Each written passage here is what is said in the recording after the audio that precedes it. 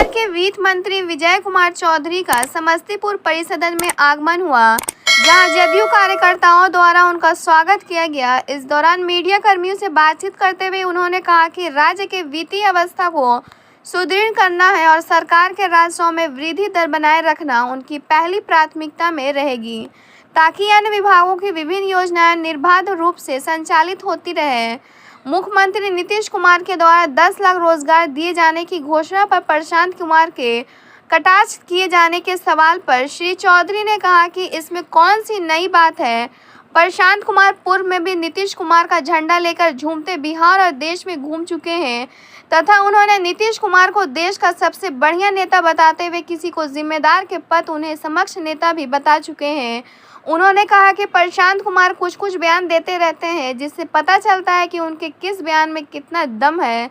बिहार में बढ़ते अपराध पर भाजपा के द्वारा जंगल राज की संज्ञा दिए जाने पर उन्होंने इस बिहार को पुलिस का मनोबल तोड़ने वाला हथकंडा बताया। भाजपा के द्वारा बिहार में जंगल राज काबिज होने के सवाल पर उन्होंने कहा कि भाजपा की मानसिकता में जंगल राज घुसा हुआ है। उन्होंने कहा कि बिहार पुलिस में कम समय में सफलतापूर्ण फुलवारी शरीफ आतंकी मॉड्यूल का खुलासा किया, लेकिन जब से एनआई के हाथ में यह मामला गया है तब से कोई प्रगति नहीं हुई है। वहीं उन्होंने कहा कि बिहार पुलिस बड़े बड़े इनामी और कुख्यात बदमाशों को बिहार से बाहर पकड़कर ला रही है। बिहार में जंगल राज की बात कहकर बिहार पुलिस को हतोत्साहित किया जा रहा है और इसे वे बिहार की ही नहीं नुकसान कर रहे हैं। उन्होंने कहा कि महागठबंधन का यह जो स्वरूप है, अगर यह ऐसा ही रहा तो भाजपा का सफाया हो जाएगा। उन्होंने कहा कि भाजपा नेता अपने बुनों दिनों की आहट में बेबुनियादी और बेसिर पैर का बयान दे रहा है। उन्होंने बीपीएससी पेपर लीक पर मामले की सफाई देते हुए कहा कि देश में किस राज्य में पेपर लीक नहीं होता है। उत्तर प्रदेश और महाराष्ट्र में भी पेपर लीक हुआ है, इसलिए यह कोई मुद्दा नहीं है। सरकार के द्वारा पूरी गहराई और निष्पक्षता के साथ मामले की जांच कर रहे इस मामले में संदिग्ध लोगों के ऊपर विधि सम्मत की कार्रवाई की जा रही है। बिहार में उप मुख्यमंत्री तेजस्वी यादव के द्वारा राजद के मंत्रियों के द्वारा जारी किए गए निर्देश के सवाल पर उन्होंने कहा कि यह जनता के आकांक्षाओं के अनुरूप निर्देश है, जिसका स्वागत किया जाना चाहिए। एक सवाल के जवाब में उन्होंने कहा कि सत्ता से बाहर होने वाली पीड़ा में भाजपा दागी मंत्रियों की लिस्ट जारी कर रहा है और जब वह सत्ता में जदयू के साथ था तो उस समय उसे कुछ नज़र नहीं आता था। ब्यूरो रिपोर्ट, बिहार दर्शन।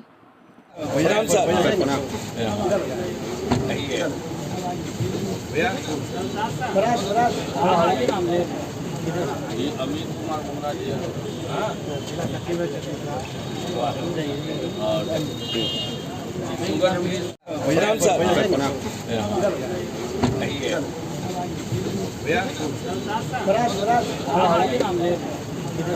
अमित कुमार कुमरा जी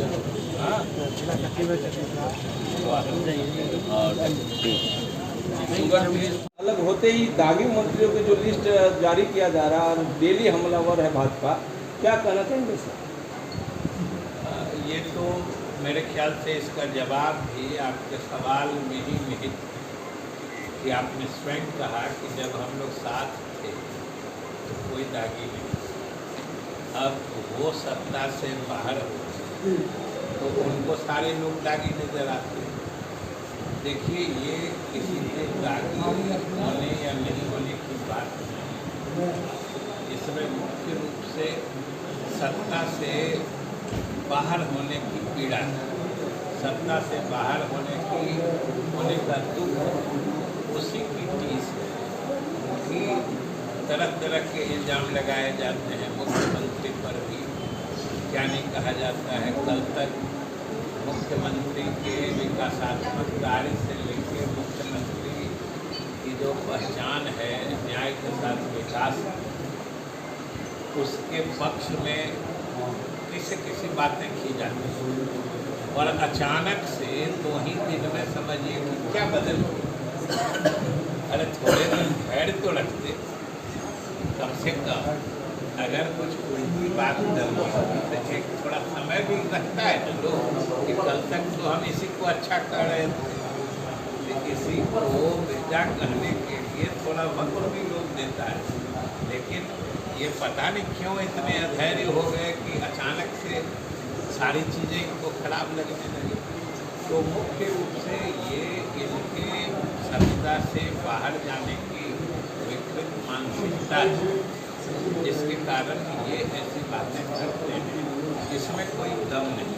जैसे योग्य कदम है कि अगर उन्होंने अपने मंत्रियों को लोगों के आकांक्षा के अनुरूप, बिहार की जनता के आकांक्षा के अनुरूप व्यवहार और बर्ताव करने को कहा है, या उसके लिए पार्टी की तरफ से उन्हें निर्देशित किया है, तो मेरी समझ से ये स्वागत योग्य बात है। इसका स्वागत होना चाहिए, क्योंकि उन्होंने जो बातें कही ये आपको हमको सबको अच्छा लगता है।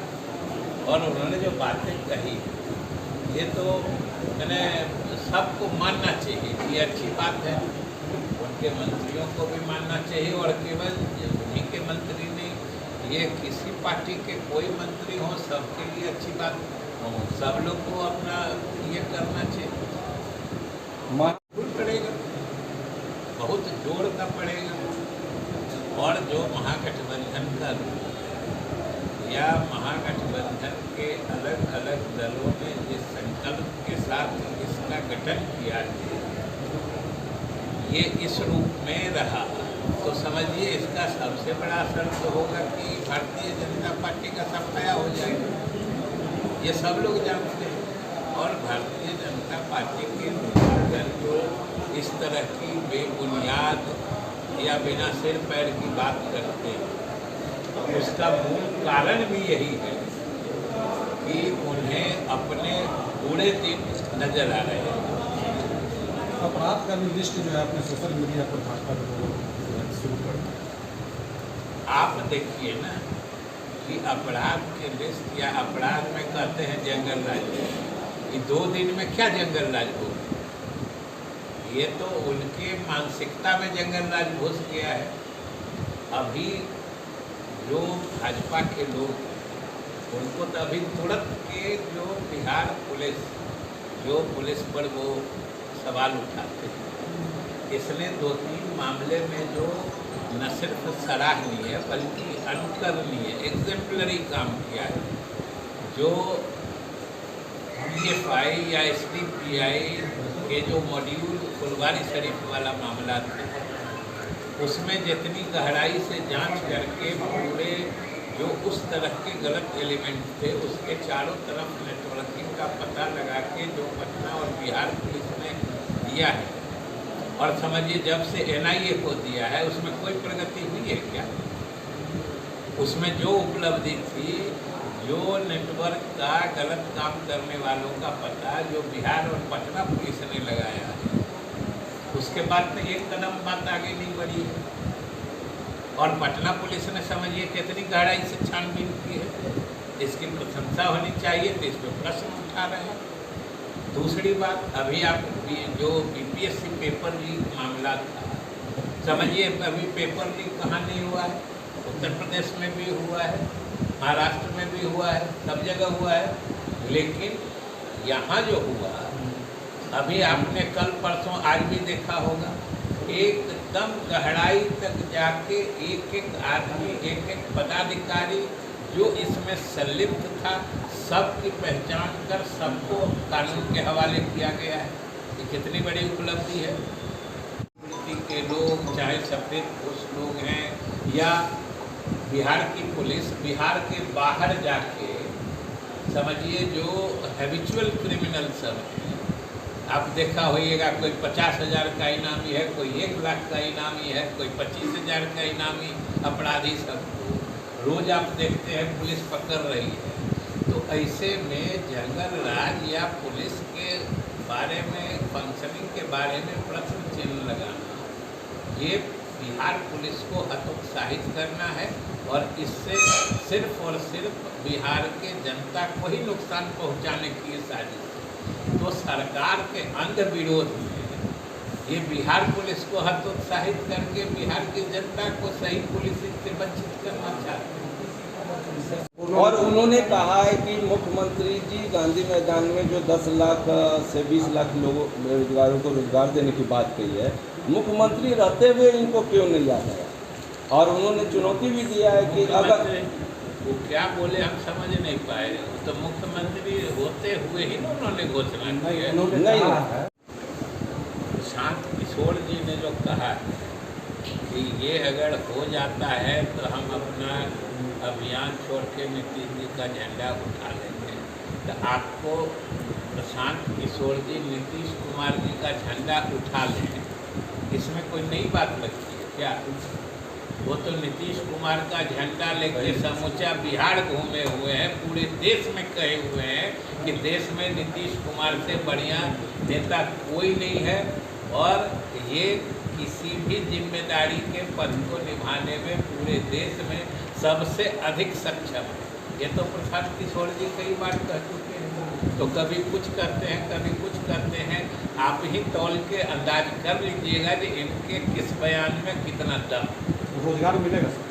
रोजगार मिल ही रहा है। अभी हमने शिक्षा विभाग छोड़ा है, हमने 45,000 नियुक्तियाँ की हैं और अभी 1.5 लाख नियुक्ति करने का प्रोग्राम है। रोजगार तो मिल ही रहा है।